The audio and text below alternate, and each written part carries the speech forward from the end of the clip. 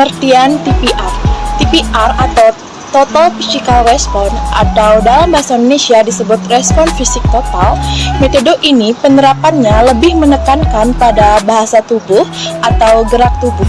Metode TPR adalah salah satu metode untuk pengajaran bahasa pada anak usia dini karena penerapannya berhubungan antara koordinasi perintah, ucapan, dan gerak sehingga seorang anak lebih mudah untuk menguasai suatu bahasa dalam pembelajarannya.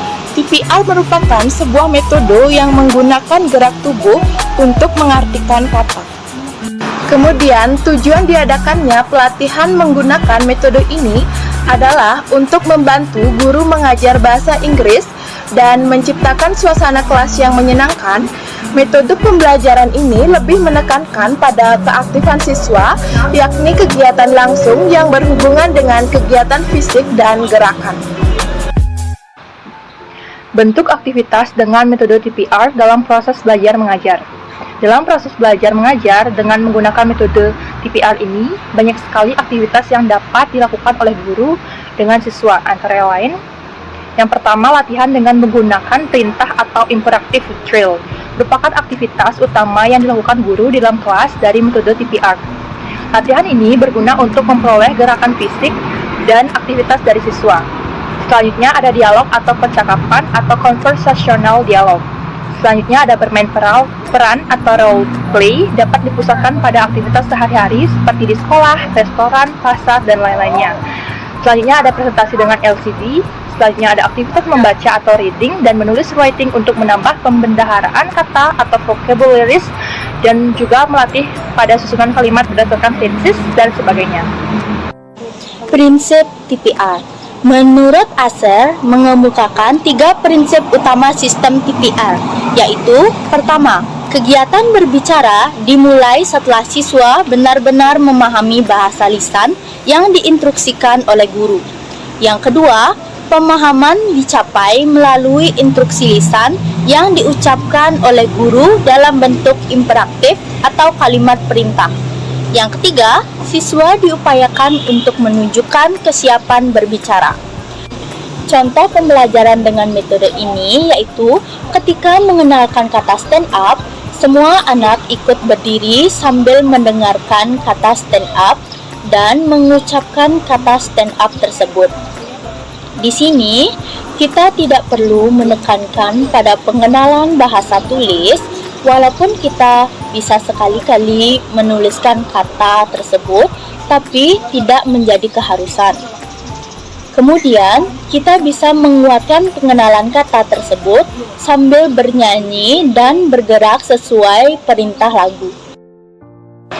Keunggulan dari metode ini adalah mempunyai potensi yang sangat besar untuk mengaktifkan para siswa karena situasi dalam kelas memang hidup. Memberi kesempatan kepada siswa untuk menguji cobakan keterampilan-keterampilan mereka dengan cara yang kreatif. Di samping itu, ada beberapa keunggulan lain dari metode ini, diantaranya adalah yang pertama, yaitu pembelajaran bahasa terasa menyenangkan bagi guru dan siswa. Yang kedua, siswa merasa terbebas dari perasaan tertekan atau stres ketika belajar. Yang ketiga, siswa mempunyai ingatan jangka panjang atas apa yang sudah dipelajarinya. Hal itu dikarenakan pemberdayaan potensi otak kanan dan otak kiri. Yang keempat, metode ini memungkinkan kebermaknaan dalam belajar bahasa target. Yang kelima, penundaan berbicara sampai pelajar cukup mengenal dan mengerti bahasa target, melahirkan kepercayaan diri siswa. Dan yang keenam, dengan penekanannya pada pemahaman metode ini dapat dengan mudah digabungkan dengan metode-metode lain yang berdasarkan pendekatan komunikatif. Kelemahan metode TPR. Metode ini lebih jelas meletakkan tekanan pada keterampilan-keterampilan berbicara daripada keterampilan lainnya. Dengan demikian, maka pengembangan kecakapan dalam bidang keterampilan lainnya akan terlambat kalau pendekatan ini dipakai secara eksklusif sepanjang waktu. Di samping itu, ada beberapa kelemahan lain yang perlu diantisipasi dari metode ini. Di antaranya, pertama, aturan dalam bahasa begitu kompleks sehingga bentuk bahasa dapat diajarkan dengan menggunakan perintah. Kedua, beberapa orang siswa enggan ketika diminta untuk memperagakan suatu gerakan. Pelajar dewasa terutama akan merasa tidak nyaman atau merasa dipersukar dalam kelas yang menggunakan metode ini. Ketiga, teknik pengajaran bahasa asing dalam metode ini lebih cocok dan terbatas untuk pengajar tingkat pemula. Dan terakhir, penerapan metode ini memerlukan guru-guru yang mampu berbicara dalam bahasa Inggris dengan baik dan bermakna dan tidak hanya struktur saja. Jadi, kesimpulan metode ini adalah sebuah metode pengajaran bahasa yang bertujuan untuk mengajarkan bahasa melalui aktivitas fisik.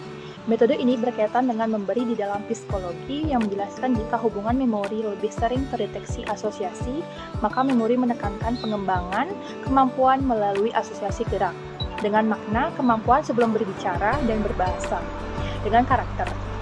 Dengan demikian, metode ini percaya bahwa sebuah pengajaran berbicara harus sampai kemampuan memenuhi terbentuknya penghafalan kosakata, kemampuan memahami, dapat menguatkan kemampuan produktivitas dalam mempelajari suatu bahasa. Semua itu dapat diharapkan mendorong keberhasilan guru dan siswa dalam proses belajar mengajar.